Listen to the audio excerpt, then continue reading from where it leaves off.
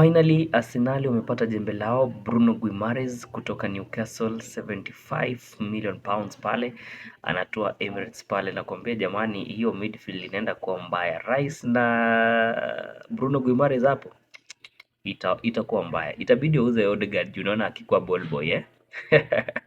Anyways, congratulations to Arsenal for that huge signing pale and sasa hivi pia najua mnaomba sana Vinicius Junior akosane na Real Madrid, wakatae kuelewana ndio akuja Arsenal. Hiyo ni maombi ambayo hatungependa yajibiwe jamani. Asante. Alafu pia ni kwamba Chelsea wako wanakaribia kumsign Pep Chavaria, washaelewana kila kitu, so here we go, inakuja very very soon.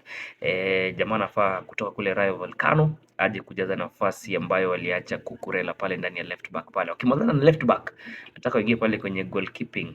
Sitaki Sanchez auzwe, nataka tu aletewe kipa mwingine ambaye atampea competition. Nakwambia next season mtu wangu, kama hauja sign inaenda kuwa mbaya. Inaenda kuwa mbaya.